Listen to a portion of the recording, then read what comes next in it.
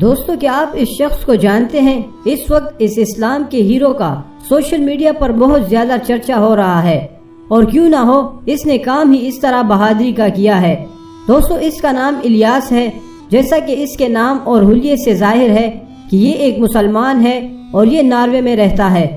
دوستو اس شخص نے ایسا کیا کیا کہ پوری دنیا کے لوگ اس کو دی ڈیفینڈر آف قرآن کے نام سے پکارنے لگے۔ ایسا کیا واقعہ پیش آیا کہ سوشل میڈیا پر دنیا بھر کے مسلمانوں کا ایک تہلکہ سا مچ گیا؟ تو اس ویڈیو میں ہم آپ کو یہی بتائیں گے۔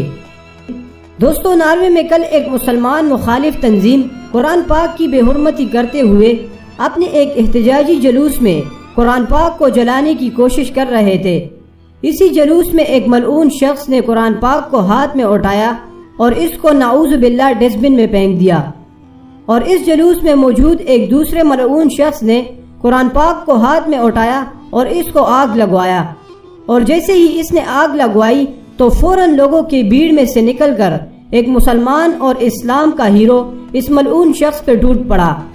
اس نے اپنی طرف سے پوری کوشش کی کہ وہ اس قرآن پاک کو جلنے سے بچائے، اور کافی حد تک وہ کامیاب بھی ہو گیا۔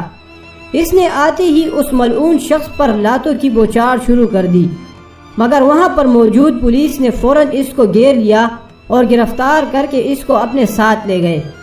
اس وقت وہاں ہمارے اور بھی مسلمان بھائی موجود تھے۔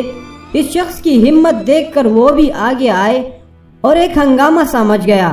دوستو آپ کو یاد ہوگا ابھی کچھ دن پہلے ہمارے ملک کے پرائم منسٹر عمران خان نے یونائٹڈ نیشن میں جا کر پوری دنیا کے سامنے یہ کہا کہ اگر آپ ہمارے مسلمانوں کے جذبات کے ساتھ کھیلیں گے تو ظاہر سی بات ہے اس کے سامنے سے پھر آپ کو ریئیکشن تو ضرور ملے گا، اور پھر آپ کہتے ہیں کہ یہ ہم شدت پسند ہے۔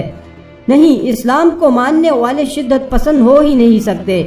دوستو ماضی میں ہم نے بہت سے ایسے واقعات دیکھے ہیں کہ ہمارے پیارے رسول حضرت محمد مصطفیٰ صلی اللہ علیہ وآلہ وسلم پر اور قرآن شریف پر کئی دفعہ انگلی اٹھائی گئی ہے، اور بدلے میں ہمارا ریئیکشن سامنے آیا ہے۔